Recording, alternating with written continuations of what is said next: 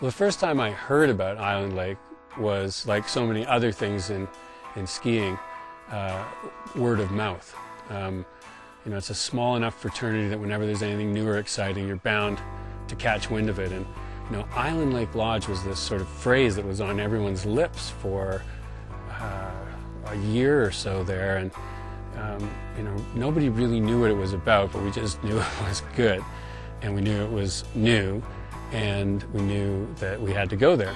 And then, of course, you know, we started seeing the first images rolling out of this place, and they were just unbelievable, and nobody had seen powder on film like that before. When I first saw these images from Island Lake from these ski movies I used to watch when I was a kid, they blew me away. I remember seeing this one shot of Seth Morrison, and he was skiing, and there was snow just coming right over his head. He hit this drop and he landed, and you just can't even see him. There's just so much snow there.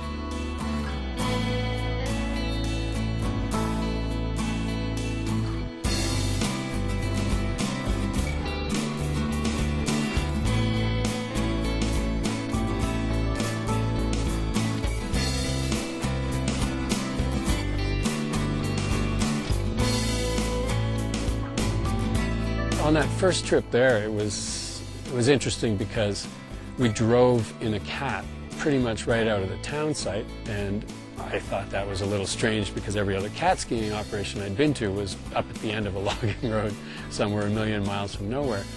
And then we drove through this magnificent forest, which also seemed crazy to be so close to a town.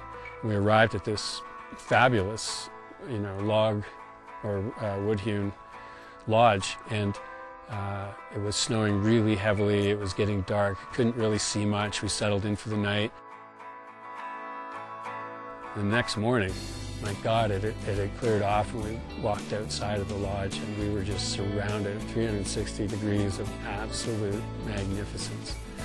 You know, alabaster teeth on every horizon, and big open rolling bowls and meadows and tree lines. It was incredible. I just remember being struck by the variety and diversity of the terrain there, and how much of it there was.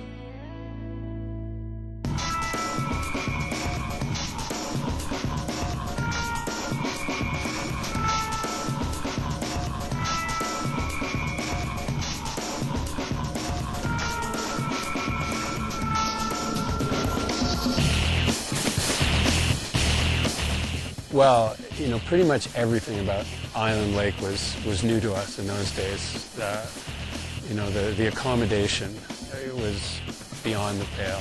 The level of service, the food, all unfamiliar to us, and you know, the backcountry experiences that we'd had at the wilderness lodges. And you know, adding that to the unbelievable skiing, we just came away from there thinking, wow, somebody has thrown down the gauntlet. You know, this is the new benchmark. This is the threshold that everyone else is going to have to minimally aspire to. You know, in the ensuing years, a lot of Catskiing operations did encroach on that model, but Island Lake has consistently remained ahead. They've upgraded their operation, expanded, you know, whatever it has had to do, literally, to maintain that position.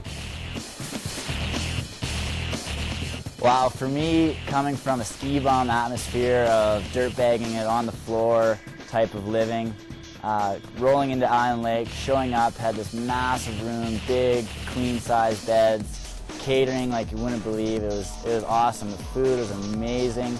I almost wanted to stop skiing early just to get down and eat some of their food. It was awesome.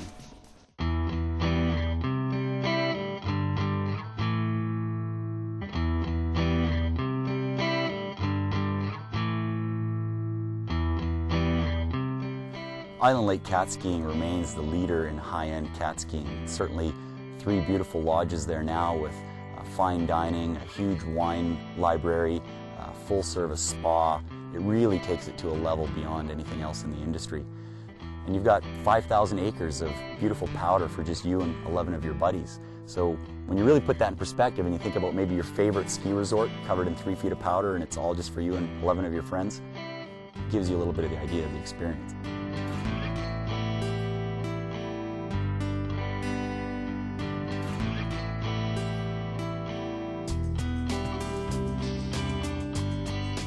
To this day, and that's 16, 17 years after the first time that I visited Island Lake, I would say, that of all my experiences as a ski journalist, very few match up to my first time at Island Lake. And I've been back many times, and I am always as excited at the prospect of going back there as I was the first time.